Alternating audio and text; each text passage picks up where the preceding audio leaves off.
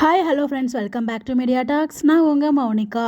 So நம்ம விஜய், காவேரி, அதுக்கப்புறம் வந்து பார்த்திங்கன்னா நிவின், குமரன் எல்லாருமே அவங்க என்ன ட்ரெஸ் வியர் பண்ணியிருந்தாங்களோ இன்றைக்கி எபிசோடில் அதுதான் நேற்றுக்கு ஷூட்டிங் ஸ்பாட் வரைக்கும் அதே ஒரு காஸ்ட்யூம் தான் வியர் பண்ணியிருக்காங்க. என்னடா இது இவ்வளோ நாள் கண்டினியூ ஷூட் எடுத்திருக்காங்க, ஒன்றுமே புரியல. நம்மளோட ஃபாலோவருமே கேட்டிருந்தாங்க, ஒரே குழப்பமாக இருக்குது, ஒரே காஸ்ட்யூம் தான் வியர் பண்ணியிருக்காங்க, என்னவா இருக்கும் அப்படின்னு சொல்லிட்டு.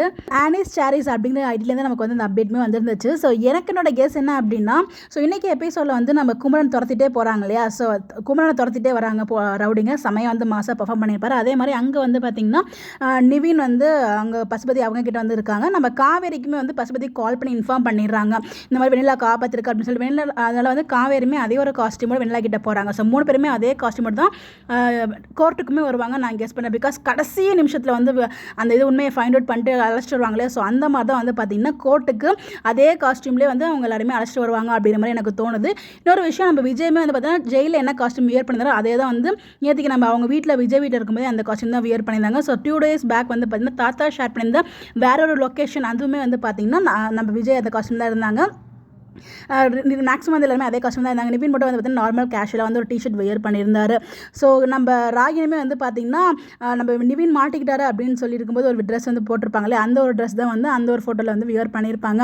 அதேமாதிரி லாஸ்ட்டாக போலீஸ் கிட்ட ஃபோட்டோ எடுத்து அப்படி நம்ம கிடச்சிருந்துச்சு விஜயும் கவரையும், அவங்களும் அதே ஒரு கெட்டப்பில் தான் இருக்காங்க. ஸோ கிட்டத்தட்ட எல்லாமே ஒரே காஸ்ட்யூம் இருக்கிறது காரணம் பார்த்திங்கன்னா, ஸோ ஒரு கடைசி நிமிஷத்தில் உண்மையை ஃபைண்ட் அவுட் பண்ணி கோர்ட்டுக்கு அழைச்சிட்டு போகிறதுனால தான் அதே ஒரு காஸ்ட்யூமில் போயிருக்காங்க. அதோடைய விஜய் வீட்டுக்கு வராங்க. விஜய் வீட்டுக்கு வரதுக்கான காரணம் எனக்கு என்னன்னு தெரியல. ஸோ காவேரி மட்டும் வந்தாலும் ஓகே, ஸோ காவேரி மட்டும் வராங்க, சேர்ந்துருக்காங்க, நம்ம எதிர்க்க. பட் வீக்காக சேரலாம் இல்லை, ஸோ யாரும் ரொம்ப ஆசையில் வச்சுக்காதீங்க, வீக்காக ரியூனியன் ஆகிட்டாங்க அப்படின்னு சொல்லிட்டு. ஸோ ஃபேன்ஸுக்காக தான் இந்த அப்டேட்மே நான் சொல்கிறேன் இந்த இடத்துல. பிகாஸ் ஏன்னா இதுக்கப்புறம் தான் விஜய் வீட்டுக்கு வந்ததுக்கப்புறம் தான் பார்த்தீங்கன்னா அவங்க பேக் தூக்கிட்டு போகிற சீன்ஸுமே வரும் அப்படின்ற மாதிரி எனக்கு தோணுது. அதை பற்றி நான் தனியாக வீடியோ ஷேர் பண்ணுறேன். பட் இந்த இடத்துல பார்த்தீங்கன்னா நம்ம காவேரி மட்டும் இல்லை, கேர்ள்ஸ்லாம் அந்த ரூமில் இருக்காங்க அப்படிங்கிற மாதிரி லைவ்லையும் சொல்லியிருப்பாங்க.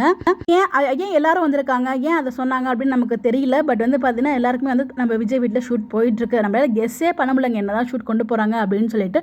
ஸோ வெயிட் பண்ணி உங்களுக்கு எதுவும் கெஸ் இருந்தால் ஐடியா இருந்தால் மறக்காமல் கமெண்ட்டில் ஷேர் பண்ணுங்கள். உங்களோட ப்ரெடிக்ஷனை பற்றி நம்ம டிஸ்கஸ் பண்ணுவோம். Bye bye.